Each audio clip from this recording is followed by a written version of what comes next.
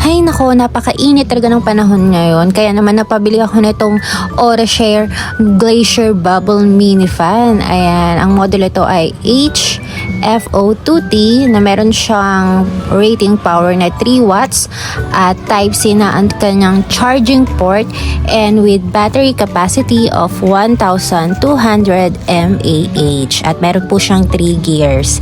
At ito na nga po ang itsura niya ng product. Ay ang cutesy niya at transparent. Nga pala, color purple tong kinuha ko. And yan, meron siyang kasamang cable connector. Type-C na po yan. And then, may libre din siyang lanyard. Ayan. And of course, syempre may kasama tong mini manual. Ayan. Meron tong iba't ibang colors guys ha. I think 4 if I'm not mistaken. May white, purple, green, and pink. So, ayan. Turn on na natin. Yan ang number 1. Number 2. And of course, meron din tong pang number 3 gear o ang high setting ng fan. So, ito siya. Transparent siya. And kita nyo yung nasa loob. Cutesy. And ito ang pinaka cutesy sa lahat dahil meron siyang pailaw. Okay. Meron siyang 3 color. Ayan, red, green, and blue. Ayan, automatic po yung iilaw pag pinindot nyo po siya ng ika-4 na pindot na long press. So, very cutesy lang talaga. Perfect to sa mga concert, no? Kung wala kang light stick, pwede mo na itong dalhin. And then, hindi ka lang may light stick, may fan ka na. So, ayan. Sa size naman niya, kasi laki lang po siya ng aking kamay, as you can see. Ayan. And for your reference din po, mini talaga to. So, mas malaki pa po yung iPhone 14 Pro Max. For reference lang po. So, ayan. I-testing na natin ang wind power nitong fan. At ayan, halos isang kamay ko yung layo. So, ang gamitin natin itong papel. Pindutin na natin ang una or ang low setting. Pindot na. Yan. So, tingnan nyo na lang po yung movement ng papel.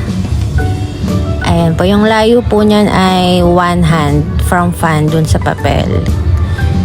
So, yan po ang number 1. And then, press naman natin ang number 2 or ang mid setting or medium. Ayan. Pansinin nyo na lang po yung movement po nung paper. Nung pinindot ko na yung second. And, pinutin na natin yung third or yung pinakamalakas, yung high setting niya po. Ayan. Check nyo na lang po yung movement ng papel kung gaano siya kalakas. So, ayan. Yan po ang third or yung pinakamalakas niya po. So, kayo na pong bahalang humusga. So, what are my final thoughts about this product? Ayan, umpisahan natin sa mga gusto ko. Una sa lahat, gusto ko yung size niya. Maliit lang siya, madaling dalhin. Kung ikaw yung tipo ng person na hindi pala dala ng bag or maliit lang palagi yung bag mo. Like, perfect ang fan na to kasi hindi siya masyado nag-accumulate ng space dahil nga maliit lang siya, kasya sa bulsa mo. And aside from that, very lightweight lang siya. Like, mas mabigat pa yung phone mo actually. And isa din sa mga nagustuhan ko sa kanya is yung itsura niya. Very aesthetic siya. And parang yan ako nakakakita na ata ng fan na transparent. So, well, sa akin lang naman yun. So, para sa akin talaga, ang ganda niya, ang cutesy. Very girly po siya. So, and of course, yung pinaka-gusto ko feature dyan is yung meron siyang pailaw na aliw ako as a concert goer nga na tamad magdala ng light stick. I think, pwede na talaga to. Like, perfect to perfect siya sa mga concert goer. May fan ka na, may light stick ka pa. So, ayan, pwede mo na rin siyang gawing flashlight siguro pa nag-brown out. Anyways, ayan, yan yung mga gusto ko, yung size niya, yung aesthetic niya, magaan lang siya. Ngayon, dumako naman tayo sa hindi ko masyadong gusto or so-so lang. Ayan, yung isa lang naman yung concern ko sa kanya is yung buga ng hangin niya. Parang yung buga ng hangin niya o yung lakas ng hangin niya ay so-so lang for me.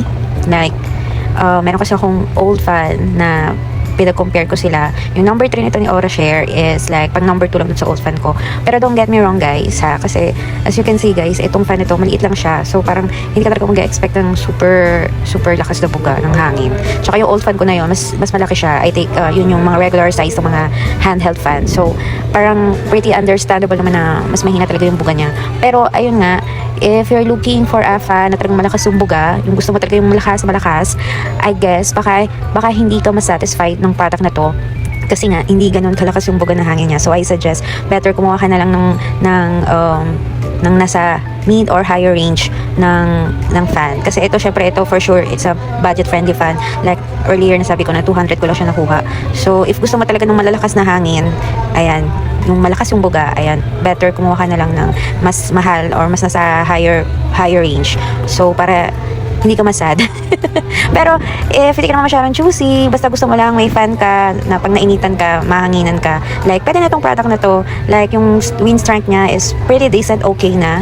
So para sa akin, kahit medyo nakulangan ako sa lakas ng buga ng hangin niya, pero dahil hindi naman ako choosy, ayan, pwede na sa akin tong fan na to. And ayun, nasa budget friendly range pa siya. So super okay sa akin, super affordable sa akin. So, ayun lang. Yun lang naman yung medyo so-so sa akin, yung buga ng hangin niya. Pero, overall, like, okay naman sa akin tong product na to. If I will rate it from out of 10, siguro I will rate this product around 8/10. Kasi, like, okay naman siya eh. Kahit hindi ganun kalakas yung hangin niya. Plus, ano pa siya, budget friendly. And of course, I really like the style ng fan. Very cutesy, very aesthetic. So, ayun lamang po ang aking final thoughts or review sa product na to. So, if you like it, gustuhan nyo, ayan, Gora na. Thank you so much sa panonood ng aking review. And of course, if may gusto pa po kayong product na gusto kong i-review, ayan, i-comment nyo na lang po sa comment section. Thank you so much!